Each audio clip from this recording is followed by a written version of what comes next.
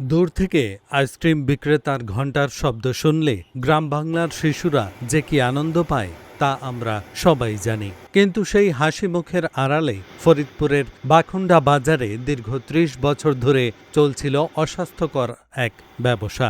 অবশেষে জনস্বাস্থ্যের হুমকির বিষয়টি আমলে নিয়ে সেখানে অভিযান চালিয়েছে ভোক্তা অধিকার সংরক্ষণ অধিদপ্তর।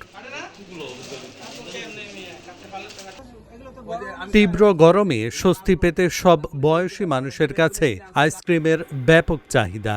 তবে এই জনপ্রিয়তাকে পুঁজি করে ফরিদপুর সদর উপজেলার বাখুন্ডা বাজারে গড়ে ওঠা টেস্টি আইসক্রিম ফ্যাক্টরি, যেটি এলাকায় পরিচিত সাথী আইসক্রিম নামে। ৫ মে কারখানাটিতে প্রাথমিক পরিদর্শনে গিয়ে দেখা যায় চরম অব্যবস্থাপনার চিত্র। শরীর বেয়ে ঝরা ঘাম মোছা হাত দিয়েই কোনো গ্লাভস ছাড়াই তারা প্যাকেটজাত করছিলেন আইসক্রিম।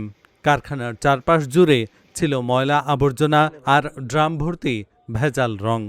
খাবার জিনিস তৈরি করতেছে ঠিকই, কিন্তু গিলাস ছাড়া বলতেছেন আমাদের এই জায়গায় এরকম পরিবেশে মালাই তৈরি হয় না। গিলাস যা সত্য কথা আর কি, যেভাবে তৈরি করতেছে এইভাবেই।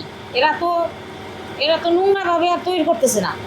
ভালো হচ্ছে না, এই যে মানছি না আমরা গরমের ভিতরে বুঝছেন আমি মনে করি না হচ্ছে, কিন্তু আমরা মনে করি যে যেভাবে আছে ঠিক আছে আমরা ঘামতেছি গ্রামের এমন দশার বিষয়ে মালিক রুবেল শেখের সাথে যোগাযোগ করা হলে তিনি সকল দায় এড়িয়ে যান। কাগজপত্র ঠিক থাকার দাবি করলেও দীর্ঘ ৩০ বছর ধরে কোনো বৈধ নথিপত্র ছাড়াই চলছিল এই প্রতিষ্ঠানটি। জামাপুরে কাজ করে না কোনো আইসক্রিম ফ্যাক্টরিতে, আপনি যে ঘুরে অন্যগুলো দেখেন, দেখে তারপর আমার সাথে যোগাযোগ করেন। আমার এইখানে করে না ভাইয়া, আমার এইখানে সবসময় পরিষ্কার পরিচ্ছন্ন, ময়লা আবর্জনা কোনো কিছুই থাকে না। সবসময় ঘর ধোয়া মোছা এগুলো সবসময় আমরা নিজেরা কাজ করি, নিজেরা খাই ভাই। আমি তো আপনার এখানে ভাই আমি লাইসেন্স শো করবো কেন? আমার লাইসেন্স আছে কিনা আপনি ডাইরেক্টলি লাইসেন্স অফিসে যান, তদন্ত করেন, দেখেন। অভিযানে অস্বাস্থ্যকর পরিবেশ ও প্যাকেজিংয়ে ভুল তথ্যের প্রমাণ পাওয়ায় এলাকাবাসীর উপস্থিতিতে প্রতিষ্ঠানটিকে ২০,০০০ টাকা জরিমানা করা হয়। এ সময় ভবিষ্যতে এমন কাজ আর করবে না বলে মুচলেকা দেয় কারখানা কর্তৃপক্ষ।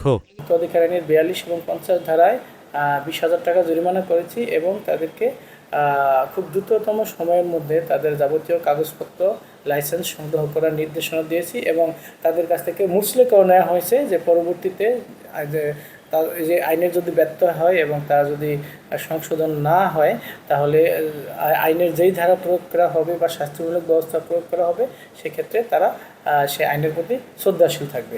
৩০ বছর ধরে চলা এই অস্বাস্থ্যকর ব্যবসা ধরা পড়ায় বাখুন্ডার সাধারণ মানুষের মধ্যে স্বস্তি ফিরে এসেছে।